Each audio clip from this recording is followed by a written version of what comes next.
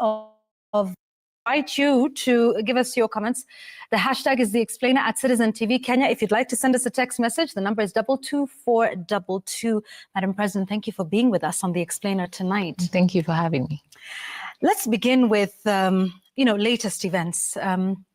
We thought maybe there was a slowdown in the abductions. We've heard assurances from the state and government.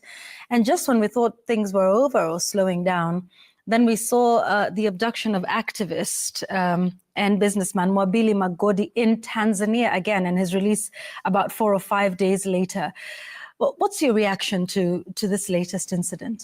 So first of all, let me just say thank you to all the advocates for their commitment to working together, and even in the East African region, us coming together in terms of challenges like this. So first of all, it's quite appalling and surprising, and also it reads into a very scary scenario that we're seeing in the region. It's like there's a tacit agreement in terms of the region of what is happening. People can walk in and walk out and pick up individuals, though he says that he was originally picked by the Tanzanian government and later on handed over to the Kenyan government, where he says he went through a more horrifying situation in terms of all his items were taken away when you crossed the border. Mm-hmm. And he was he got some beating, or would say some sort of torture was meted upon him. And even at a time that as a nation, we are hearing calls for, things to calm down and us to reevaluate and look at what's the way forward as a nation and as a country. It's quite sad to see that we're escalating even now across the border, that you're never safe. Yeah. Wherever you go, it seems like in the region, that we can't be assured of the safety of Kenyans, yeah, or our neighbors, so to speak. Because today, when you saw the case of Besigye, he's filed a case in Kenya through his advocate, seeking for certain constitutional declarations and a compensation from Kenya.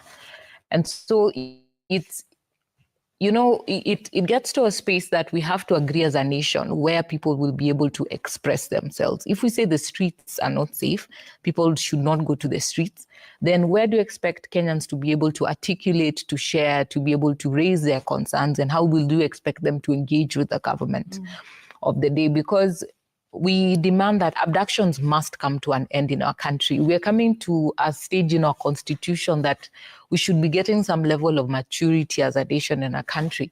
But we're seeing a lot of pushbacks that in the Constitution 2010, we're still seeing abductions. And the problem now of the nature that it's taking is you don't know who will you hold accountable. Are you saying that because he says he feels the moment he crossed the border and he was handed over is when things even got worse? Mm-hmm. And so because even there was no stamping of his passport and eventually everything was taken away, so you cannot say where was he actually? Was he in Tanzania? Was he in Kenya where he got tortured? And how are we moving forward? Yeah. So as a country, I think there needs to be a lot of rethought and reset in terms of how our government wants to work with its people, because this is unsustainable and it'll create a situation where people are like a brewing pot waiting to explode. Because if you confine people and push people to the wall, that there's no way of them expressing, reaching out to you and talking to you, then you're only creating a recipe for disaster. And we will talk a little bit more about what happened in Tanzania with others as well. All of this has happened in just a short amount of time, and indeed who we hold accountable and how we go about doing that. But I just want to sort of establish something else that's happening in the country. And you will have seen, we're witnessing acts of what some would term repression by the police. So several times now, they've stopped opposition leaders, government critics from having their meetings, including just this last Sunday when there was opposition leaders who were attempting to have a rally and, they were stopped from doing that. Isn't this in itself not a threat to law and order and the principles of rule of law? What are your thoughts around that? Well, You know, it's funny that if you look at Article 243 and 244, which outlines the role of the National Police Service, it should be apolitical and uphold the highest standards of professionalism and including human rights standards as they do their work.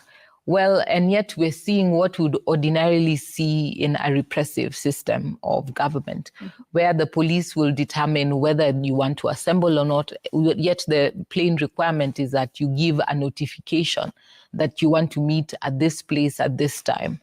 And in actual sense, they ought to be providing security, because if they feel that their security is concerned, they either notify them why they cannot have or deploy, ensuring that there's security around that area in the event that they want to host and have, because an apolitical National Police Service should not be saying these ones can host rallies and others can't, because we continue to see government, cabinet secretaries, the president and his team moving around the country and hosting, and we are seeing a lot of the empowerment that is going around the country. So if they can hold rallies, why can't the opposition hold rallies? And so it's a situation where the law should be applied equally to all parties. So if the police feel that they could be violence, let them ensure that they properly deploy and ensure that the police are there to ensure the safety of